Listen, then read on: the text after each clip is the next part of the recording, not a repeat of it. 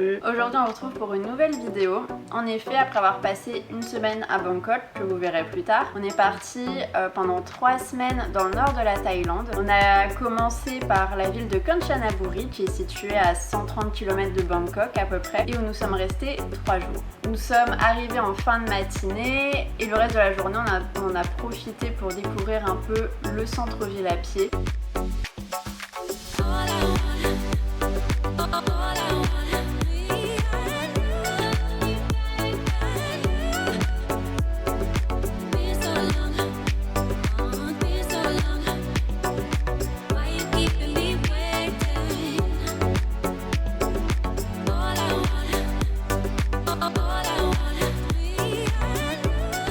Le soir, nous avons été au night market qui était vraiment immense et donc du coup forcément on était obligé de goûter à la street food et c'était sans regret car on s'est vraiment régalé.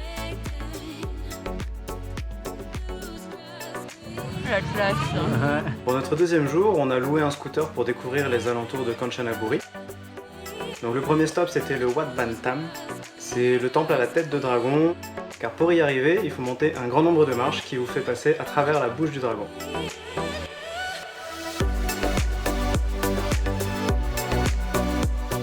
On est ensuite arrivé dans une grotte où il y avait un Bouddha doré, l'ambiance était vraiment magique, presque mystique, et c'est un des temples qui nous a le plus marqué. Et il a fallu monter encore un peu pour atteindre le sommet et voir le Chiji doré. Mais ça valait vraiment le coup parce que la vue était vraiment super.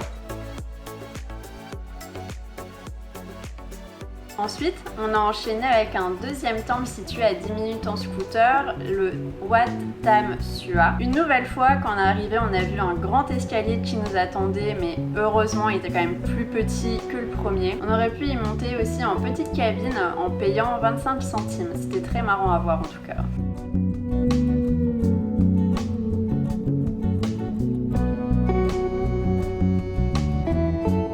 Et arrivé tout en haut, un Bouddha de 18 mètres de haut qui était vraiment très impressionnant à voir, c'était très joli.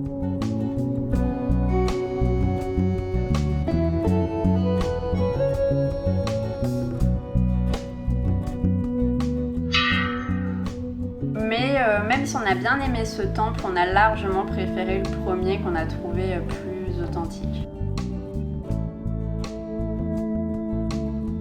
En train de manger mon plat préféré de Thaïlande, le pad thai. Après avoir repris des forces avec un bon petit repas, on est parti voir la Crystal Cave. C'est un tout petit temple, voire même un hôtel dans une grotte.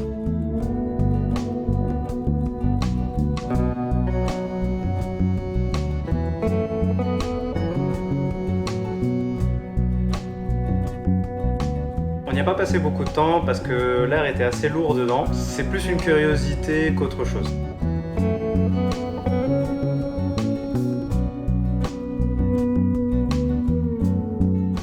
Et notre dernière étape de la journée, c'était le Giant Tree. C'est un arbre de plus de 20 mètres de haut et 50 mètres de diamètre. C'est très impressionnant de se retrouver au pied de cet arbre et très relaxant en même temps.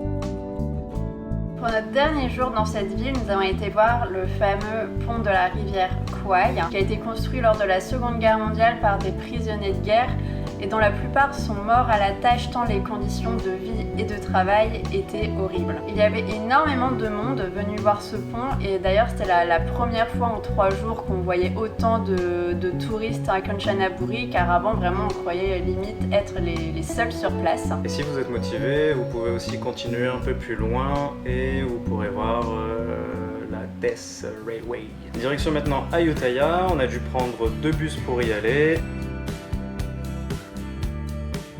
Ayutthaya est la seconde capitale du royaume de Siam. Elle a existé pendant plus de 400 ans après Sukhothai. Et en 1700, elle comptait plus d'1 million d'habitants, ce qui en faisait la ville la plus puissante d'Asie du Sud-Est. Mais en 1767, les Birmans ont attaqué, pillé et détruit la ville. Ils ont coupé toutes les têtes de Bouddha sur les statues dans les temples.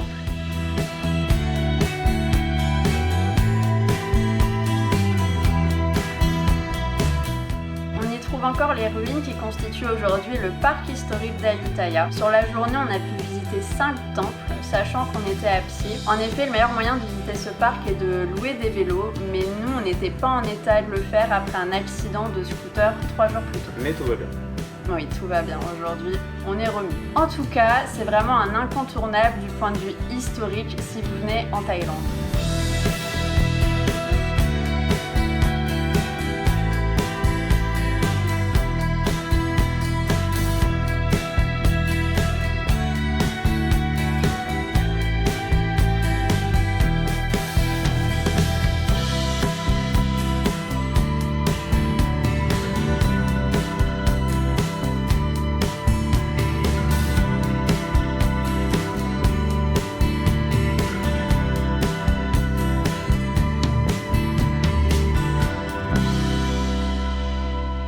Le lendemain, on a continué notre voyage vers le passé, direction Sukhothai. On a testé le train 3ème classe pour y aller depuis Ayutthaya. Alors il faut pas être pressé, vous savez quand vous partez, mais pas quand vous arrivez, classique de la Thaïlande. Plus de 6 heures de train pour 350 km, mais c'était une expérience somme toute agréable. Pas de climatisation, mais vous avez des ventilateurs et vous pouvez ouvrir les fenêtres. C'est très agréable d'avoir du vent dans les cheveux. Et surtout, le petit truc qui fait le charme de la 3ème classe, ce sont les vendeurs ambulants qui vont et viennent à travers les wagons, qui montent et qui descendent à différents arrêts et pour vous vendre tout ce qu'il vous faut pour le trajet, boissons, nourriture. Brochettes. En réalité, nous avons logé à Phitsanulok et on a pris un minibus depuis cette ville pour aller jusqu'à Sukhothai. Le trajet dure environ 1h30. Sukhothai a été la première capitale du royaume du Siam, juste avant Ayutthaya et juste après l'Empire Khmer. Nous avons donc été visiter son parc historique avec les vestiges des temples. Le parc est très bien aménagé par rapport à celui d'Ayutthaya, mais en même temps, du coup, on a trouvé qu'on était un petit peu moins immergé dans l'histoire.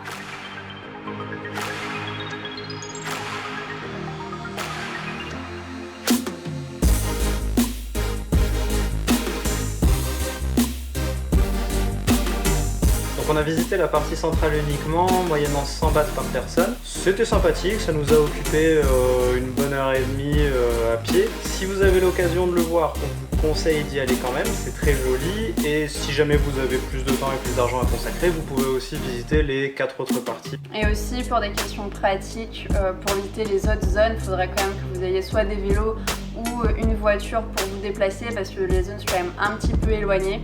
Scooter et roue. Oui, ou un scooter, sinon une journée ça sera impossible pour vous de tout voir. Il faut courir très vite.